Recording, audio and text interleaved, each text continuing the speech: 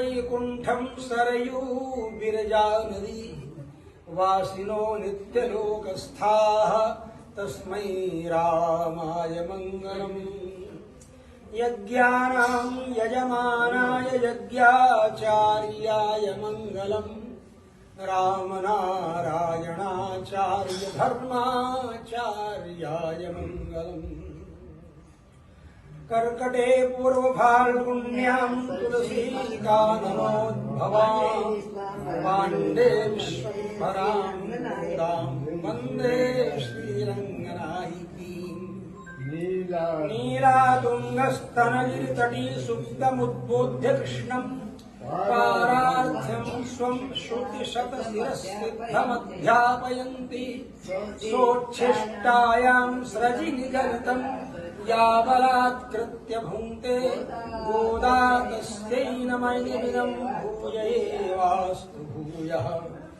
अन्नवयल पुदवैयाण्डा तिंगल तिरुमुदत्तुच्चय्यवैया सर्वोत्कृष्ट तिरुवायमौली, तिरुप्पावै, तिरुचंदविरत्तम, तिरुवाशरियम, ये सब तिरु शब्द के द्वारा प्रारंभ होने वाले दिव्य प्रबंध।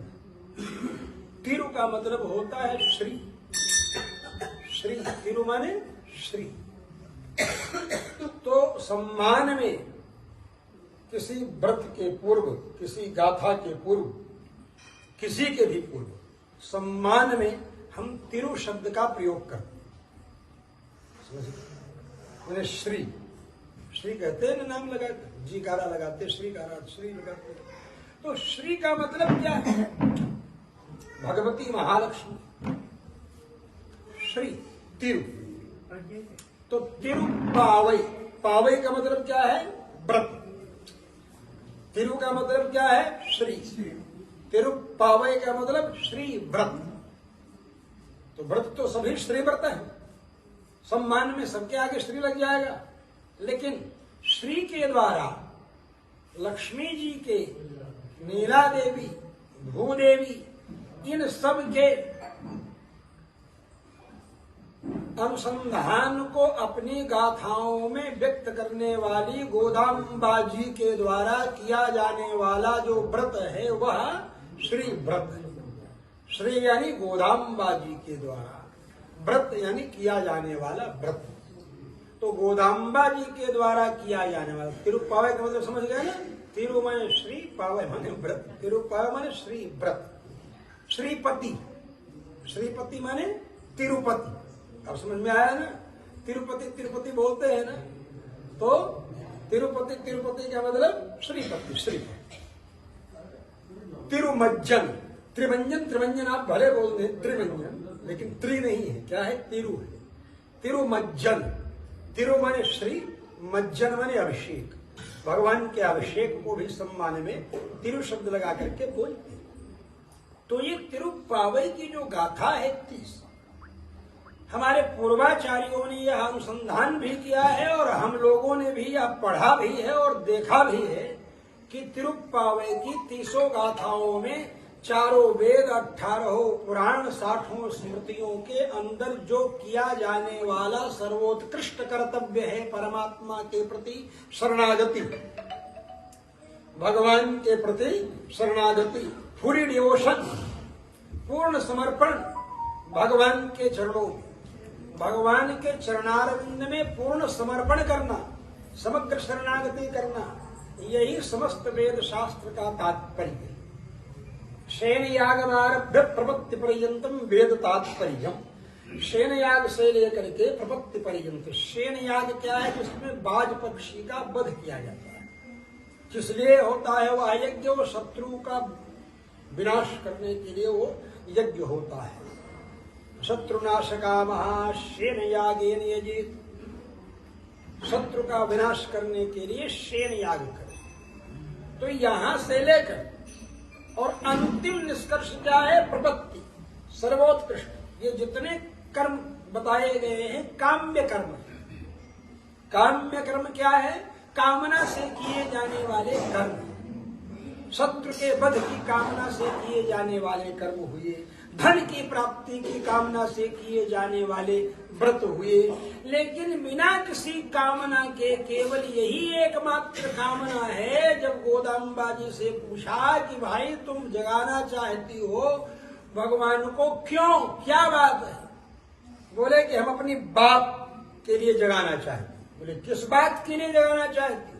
तो गोदाम्बा जी ने कहा भगवान के दिव्य गुणों का गान करने के लिए, उनका मंगलाशासन करने के लिए मैं जगाना चाहती हूँ। आपका मंगल हो, आपका मंगल हो, आपका मंगल हो। हमें कुछ चाहिए नहीं कि हमें यही चाहिए कि राजी हैं हम उसी में जिसमें तेरी रजा है, जिसमें आप प्रसन्न हैं उसमें हमारी प्रसन्नता है। आपका मंगल हो, आपका मंगल हो। आपने शक्टासुर का वध कर दिया, अपने पैर से ठोकर मार करके, और उछल गई बैलगाड़ी और चूर चूर हो गई, धम मर गया, समाप्त हो गया। ऐसे आपके उन चरणार बिंदों का मैं वंदन करना चाहती हूँ। आपके उन चरणार बिंदों की आराधना, आपके मंगलाशासन के लिए, आपकी प्रसन्नता के लिए हमें क्या चाहिए? और हमें क्या अभिमान करना है कि हम ये कर रहे हैं, हम वो कर रहे हैं, हम वो कर रहे हैं। हम अभिमान अगर करते हैं कि हम तो सवेरे जग गए और सवेरे जग करके हम इतने बजे स्नान किए, इतने बजे पूजा की, इतने बजे पाठ किए, मंदिर आए, मंदिर में पाठ किया, तो इसमें अभिमान क्या करना है? अगर आपको पाठ करने के लायक भगवान रखते ही नहीं तो आप कहाँ से पाठ करते? पैरालिसिस का अटैक हुआ होता और पड़े रहते बिस्तर पर, आप मंदिर आने लायक रहते ही नहीं। तो आपको ये शरीर, आपकी इंद्रियां आपको ये नहीं मिली होती भगवान की कृपा से, तो आप इन शरीर, इन इंद्रियों के द्वारा क्या करते? हम भोज करा रहे हैं, हम भंडारा करा रहे हैं। आपको बिजनेस व्यापार में इतना घाटा लग जाता कि दिवालिया घोषित हो जाते, तो आप भंडारा क्या कराते भगवान का? भगवान की कृपा के बल पर आप भगवान की सेवा कर रहे हैं। आप कुछ भी कर रहे हैं, ये उत्पत्ति ही नहीं होती अगर अन्न की, फल की, पुष्प की, सारी सृष्टि करने वाले तो भगवान हैं। जब पुष्प की, अन्न की, फल की, सबकी सृष्टि करने वाले भगवान हैं, तो हम अभिमान व्यर्थ में करते हैं कि हमने फूल चढ़ाया, हमने फल चढ़ाया। ये मेरा मिथ्याभिमान है। इसको क्या कहा गोदाम्बा जी ने? मिथ्याभिमान है मेरा, व्यर्थ का मेरा अभिमान है। भगवान ने ही सारी सृष्टि उत्पन्न की, भगवान ने ही अन्न उत्पन्न किया, भगवान ने ही फल उत्पन्न किया, भगवान ने ही हमें शरीर और इंद्रियां प्रदान की। महाप्रलय के समय जब जीव मात्र था, कुछ भी नहीं था, न शरीर था, न हाथ कान नाक पांव, ये सब इंद्रियां थी। ऐसी स्थिति में परमात्मा को दया आ गई देख करके कि ये बेचारे न मोक्ष प्राप्त करने का उपाय कर सकते हैं, न भोग प्राप्त करने का उपाय कर सकते हैं। भोग मोक्ष इन दोनों से शून्य है, ये क्या करूं इनके लिए? तो दयालु परब्रह्म परमात्मा ने दया करके हमको ये इंद्रियों सहित शरीर प्रदान किया। यही हमारे आचार्य कहते हैं, वेद व्यास कहते हैं, पूर्वाचार्य कहते हैं, अचिद विशेषितान प्रलय सीमनि संसरतः कर्ण कलेवरैर घटयितुम दयमान मना। महाप्रलय के समय जैसे कोई सुनार होता है ना, तो सुनार के यहाँ उल्टी झाड़ू लगती है, अंदर की तरफ झाड़ू लगती है ना, सुनार के दुकान में बाहर की तरफ झाड़ू नहीं लगती। क्यों अंदर की तरफ झाड़ू लगती है भाई? इसलिए अंदर की तरफ झाड़ू लगती है क्योंकि छोटे छोटे छोटे छोटे सोने के टुकड़े को ठोकता रहता है, कूटता रहता है, तो झड़ते रहते हैं, गिरते रहते हैं, इसलिए अंदर की तरफ सब इकट्ठा। फिर उसको मोम के अंदर इकट्ठा करते, तो मोम में चिपक जाता है। तो जैसे मोम में चिपका रहता है, कुछ नहीं इधर उधर नहीं जाएगा, मोम में रहेगा। ऐसे मोम में पड़े हुए छोटे छोटे सुवर्ण के कण के समान महाप्रलय के समय जब जलमग्न समस्त जीवात्मा रहते हैं, न शरीर रहता है, न इंद्रियां रहती हैं, जैसे वो छोटे छोटे छोटे छोटे छोटे छोटे टुकड़े सुवर्ण के जो हैं, उनको टुकड़ा भी कहना कठिन है, वो बालू की धूल से भी छोटे छोटे होते हैं, कण से भी छोटे हैं। न उनसे अंगूठी बन पाएगी, न उनसे नेकलेस बन पाएगा, न उनसे कुछ बन पाएगा। ऐसी स्थिति में वह जैसे सोनार उनको सबको इकट्ठा करके सेट करके और फिर एक रूप देता है, उसी प्रकार पर ब्रह्म परमात्मा रूपी सोनार इन समस्त जीवों को, जो जीव कुछ भी करने योग्य नहीं है, जो उस कण के समान है, वो परब्रह्म परमात्मा उस कण के सूक्ष्म रूप में तो जीव है और उनके चारों तरफ से शरीर इंद्रियां उत्पन्न कर देता है, मतलब शरीर प्रदान कर देता है। इंद्रियां मतलब आंख कान नाक और शरीर। तो करण माने इंद्रियां, कलेवर माने शरीर। कहते हैं ना कलेवर बदलने वाला है, कलेवर बदलने वाला है ना, जगन्नाथ भगवान के यहाँ कलेवर बदलता है, तो कलेवर बदलता है तो वो कलेवर माने शरीर बदलता है। लेकिन वो ब्रह्म नाम का एक होता है पदार्थ, जिसको कई परत कपड़ा का करके और उसको बांध करके फिर उसको भगवान के यहाँ पर रखा जाता है। वो जो स्पर्श करता है, फिर इतने परत होने के बाद भी स्पर्श करने पर भी वो वयोवृद्ध जो होता है, सबसे बूढ़ा आदमी, उसी के द्वारा ये काम कराया जाता है, क्योंकि उसके बाद साल भर के अंदर ही उसकी मृत्यु होती है। माने भगवान के यहाँ, भगवान का वह ब्रह्म स्वरूप है, उसका इतने परत कपड़े के बाद इतने परत कपड़े रहते हैं और उसको उठा करके रखते हैं, उसको जगन्नाथपुरी में कहते हैं ब्रह्म है, ब्रह्म रखा गया है, ब्रह्म। मतलब उस तरह का जो वेदों में वर्णन किया है, अदो यद्दारु प्रभते सिंधो पारे पुरुष, वेदों में जिसका वर्णन किया गया है, वह जब रखता है तो उसके बाद वह परम धाम ही जाता है साल भर के अंदर। लेकिन अभी इनको कुछ काम करना है, धंधा करना है, अभी जवान है, इनके द्वारा क्यों रखवाया जाए? तो जो सबसे बुढ़ा रहता है उसी के द्वारा रखवाते हैं कि अब इसने अपनी पाली खेल ली है, अब इसको आउट होना ही है, तो छक्का लगा करके ही आउट हो, विनर बन करके ही आउट हो। इस तरह से उसको, इस तरह उसके द्वारा रखवाते हैं। तो मतलब करण कलेवर, कलेवर शब्द के बाद ऊपर बात आ गई, मतलब शरीर के रूप में। तो ये शरीर इंद्रियां ये सब भगवान की कृपा से प्राप्त है। इसीलिए नारद पांचरात्रागम में भगवान की पूजा करते समय हम संकल्प यही करते हैं कि भगवतो बलेन, भगवतो वीर्येण, भगवतस्तेजसा, भगवतः कर्मणा, भगवतः कर्म करिष्यामि, भगवान एव स्वशेष भूतेन मया स्वीयैः सर्वपरिच्छदैः स्वकीयैः देहेन्द्रियान्तःकरणैः अखिल पूर्वजन परिजन परिचारिका समेत स्वात्मानं प्रीतम कारयितुम उपक्रमते। भगवान अपने बल से, अपने वीर्य से, अपने द्वारा दिए गए शरीर और अपने द्वारा दी हुई इंद्रियों के माध्यम से, अपने द्वारा पैदा किए गए सृष्टि में फूल से, धूप से, दीप से, नैवेद्य से अपनी पूजा, अपनी प्रसन्नता के लिए आचार्य हस्तेन करवा लें। हमारे आचार्य, अपने भी नहीं, मैं अपने नहीं कर रहा हूँ, आचार्य हस्तेन, हमारे गुरुदेव, हमारे आचार्य के हाथों से अपने ही अंदर प्रविष्ट होकर के अपने ही करा रहे हैं। हमें अभिमान करना कि मैं कर रहा हूं, यह मिथ्याभिमान नहीं करना। इसलिए भगवान का ही हम मंगला शासन करने के लिए आई हैं। भगवान ही सबके कारण हैं, भगवान ही हम सब लोगों के कारण हैं। भगवान को छोड़कर दूसरे की पूजा करने हम क्यों जाएं? इसलिए भगवान को पाने के लिए भगवान की ही पूजा हमें करनी है। ब्रज बालिकाओं ने तो कात्यायनी देवी की पूजा की थी, भगवान कृष्ण को पति के रूप में प्राप्त करने के लिए। कात्यायनी महामाये महायोगिन्यधीश्वरी नंद गोप सुतन देवी पतिम मे गुरु ते नमः, इस तरह प्रार्थना की थी ब्रज बालिकाओं ने। कात्यायनी देवी महाविद्या, तो कात्यायनी देवी वस्तुतः देखा जाए तो नवदुर्गां महाकालीं ब्रह्म विष्णु शिवात्मिकां त्रिकाल ज्ञान संपन्नां नमामि भुवनेश्वरीं। ये विष्णु लक्ष्मी जी के अष्टोत्तर शतनाम में मंत्र आता है ना। आप लोग लक्ष्मी जी का अष्टोत्तर शतनाम स्तोत्र पाठ किए होंगे, तो लक्ष्मी जी के अष्टोत्तर शतनाम स्तोत्र में श्री पद्मा प्रकृति सत्ता शांतिश्चिच्छक्तिरव्या केवला निष्कला शुद्धा व्यापनी व्योम विग्रह व्योम पद्मकृताधारा पर व्योम स्वरूपिणी।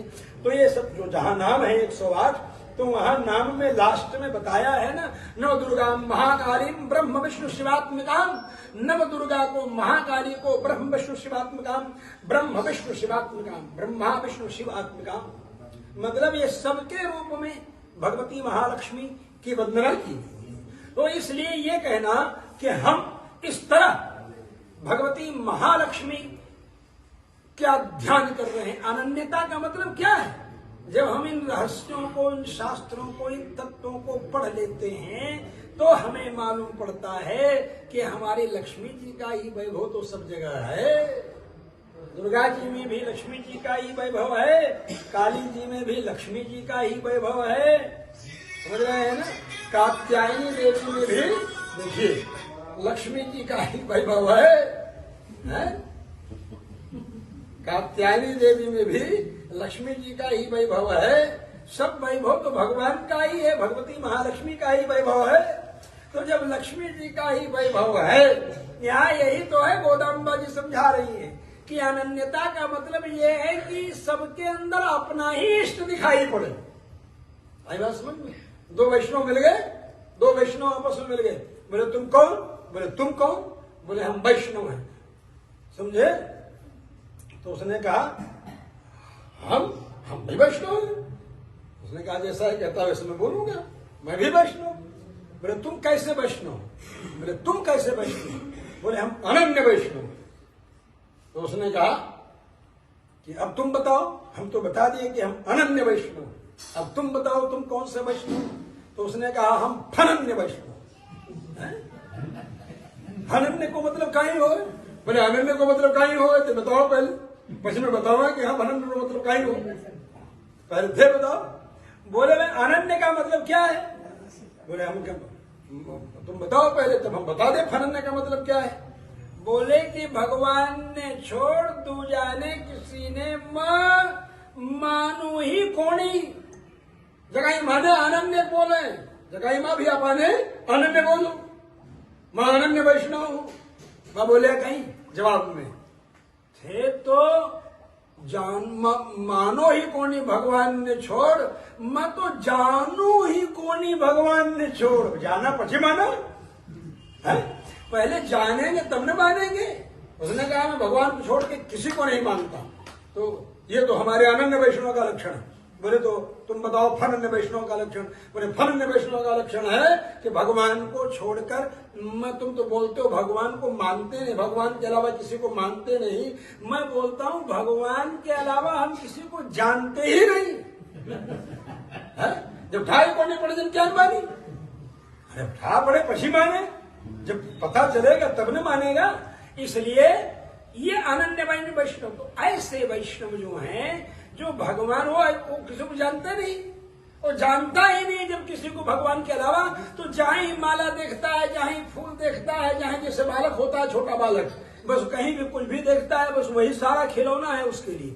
जूता भी अगर सामने आ गया उसके तो जूता से भी खेलने लगेगा। चप्पल आ गया बच्चे के सामने तो चप्पल से भी खेलने लगेगा, उसको सब खिलौना ही दिखता है। यहाँ तक कि सांप भी अगर चलता चलता आ गया तो सांप को भी पकड़ करके उससे खेलना चाहेगा, लोग देख करके खेलना चाहेगा, मां बचाएगी कहीं जल न जाए। ऐसा है भाव। जो परम भगवान के आश्रित हैं वो भगवान के अलावा किसी को जानते ही नहीं है। तो मानने की बात तो दूर रही, मानने की बात तो जानने के बाद आएगी ना। तो भगवती गोदाम्बा जी ने अपनी गाथाओं में समस्त गाथाओं का सारतम तत्व, समस्त वेद शास्त्रों का सारतम तत्व अपनी 30 गाथाओं में बताया है। और उन 30 गाथाओं के अंदर जो सारतम तत्व है वह तत्व उन्होंने अंतिम की 2 गाथाओं में समझा दिया है। सत्यम शिरुकारे वंदुन्नैच्छेवित। तो इसलिए जब तक भगवान की 30 गाथाओं का अनुसंधान न कर लिया जाए तब तक भगवान की पूजा पूरी नहीं होती। आचार्य ने कहा, तब जब ऐसा कहा तो एक भक्त ने कहा अच्छा आप ये बताओ कि पूजा नहीं पूरी होती है, तो जब पूजा नहीं पूरी होती है तो कैसे पूजा पूरी होती?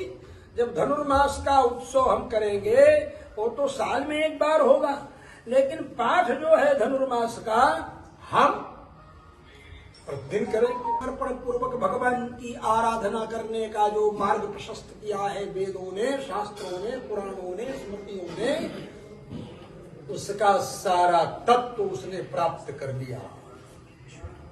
समझ रहे हैं ना? उसका सारा तत्व उसने प्राप्त कर लिया। इसलिए यही हमें सोचना है, यही हमें जानना है कि तिरुप्पावई की 30 गाथा, उसका भी सार तत्व जो है वो 2 गाथा। और अगर 2 गाथाएं भी नहीं कर पाया, क्या समझिए, अगर 2 गाथाएं भी नहीं गा पाया तो क्या करें? इतना अगर 300 गाथाएं नहीं गाया तो भाई 2 ही गाथा गा लो भगवान के। इसलिए कुछ भी दिव्य देशों में आप देखते होंगे भगवान की दोनों गाथाओं का अनुसंधान जरूर होता है। जैसे आरती हो गई शब्द मिश्रकालय से भगवान की अर्चना प्रारंभ होती है, दिव्य देशों में देखा होगा। लेकिन अगर ये दोनों गाथाएं भी नहीं आ रही हैं उसको तो क्या करे? बोले तो जो इनको करने वाले हैं उन लोगों का स्मरण कर ले, उनका चिंतन कर ले कि ये लोग इस तरह से भगवान के सम्मुख पहुंच करके गाथाओं का स्मरण करते हैं, तो उनका स्मरण कर लेने मात्र से उसका लाभ उसे प्राप्त हो जाएगा। तो इसलिए हमारे सामने जब अनुसंधान हुआ तो बातचीत करते हुए, अब तो अनुसंधान हुआ तो रमेश, सुरेश, सोम तीनों ही यहाँ बैठे हुए हैं। सुरेश जी ने क्या कहा था हमसे? मोबाइल जो है वो बंद कर दी, छोड़ लेना।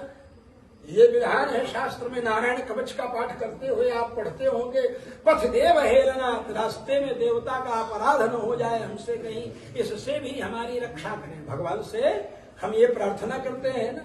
तो इसलिए चूंकि विराट रूप में भगवान के सारे देवता दिखाई पड़ते हैं कि नहीं दिखाई पड़ते हैं? विराट रूप का चित्र तो होगा ही।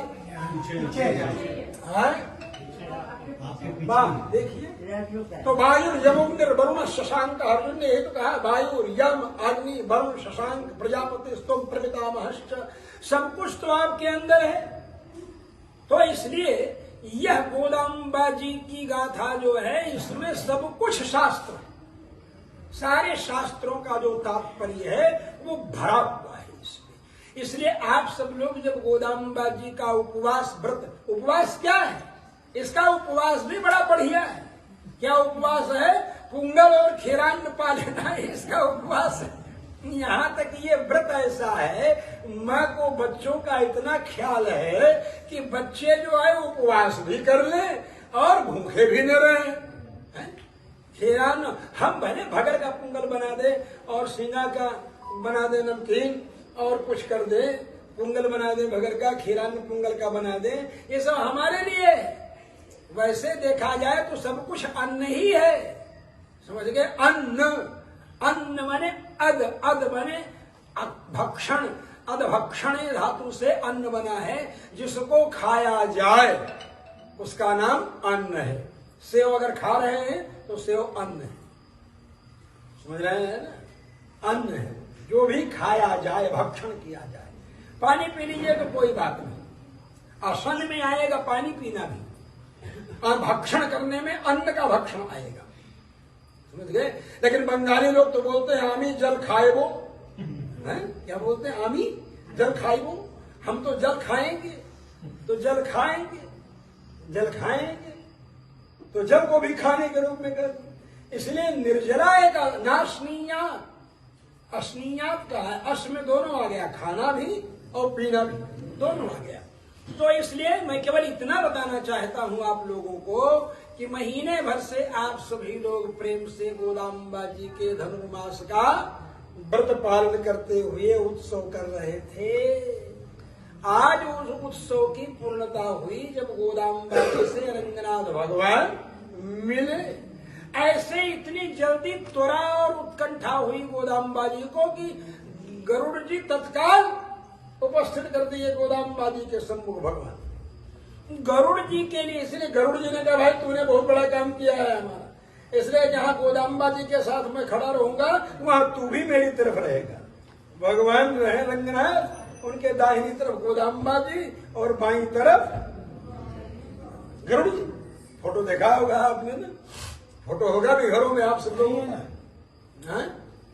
हमको तो गोदाम्बा जी का है, गोदाम्बा जी का है, मतलब गोदाम्बा जी हैं, रंगनाथ भगवान हैं, तो भगवान गोदाम्बा जी के बाएं रंगनाथ भगवान, भगवान के बाएं गरुड़ जी, गोदाम्बा जी दाहिनी तरफ, और संप्रदाय के अनुसार गोदाम्बा जी बाईं तरफ और गरुड़ जी इधर दाहिनी। दाहिनी तरफ जो है भगवती महालक्ष्मी ही बैठती हैं वैकुंठ में, समझे? श्रीदेवी और भूदेवी और नीला देवी ये दो हैं, ये बाईं तरफ बैठती हैं।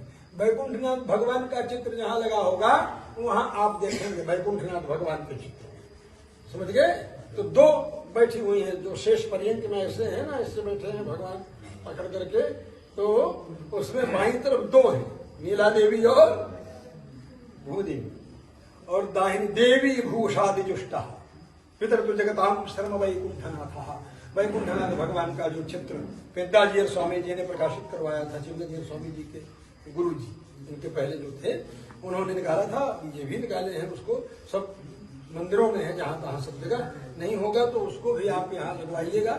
यहाँ वैकुंठनाथ भगवान का चित्र आएगा, जो यहाँ ये नहीं है, ये तो दूसरा है। तो वैकुंठनाथ भगवान जो है शेष पर्यंत के ऊपर हैं, और जीव वो एक एक एक एक एक एक करके घोर लोक, स्वर लोक, जल लोक, तपह लोक, सत्य लोक, महर लोक आदि लोगों को पार करते हुए फिर नीला नीला नीला नीला प्रवाह बह रहा है बिरजा नदी का। उस बिरजा नदी में डुबकी लगा करके पार होता है। अमानव पुरुष का स्पर्श करते ही वो भी चतुर्भुज हो जाता है। फिर दिव्य पुष्करणी में उसका अभिषेक कराया जाता है। फिर तिल्यवन में ले जाते हैं उसका, 500 दिव्यांगनाओं के द्वारा उसका दिव्य अलंकार होता है, ब्रह्मालंकार होता है। और उसके बाद उसका प्रोसेशन वैकुंठ में निकाला जाता है, सवारी निकाली जाती है वैकुंठ में प्रसन्नता पूर्वक कि आज हमारे यहाँ एक मुक्त पुरुष आया है।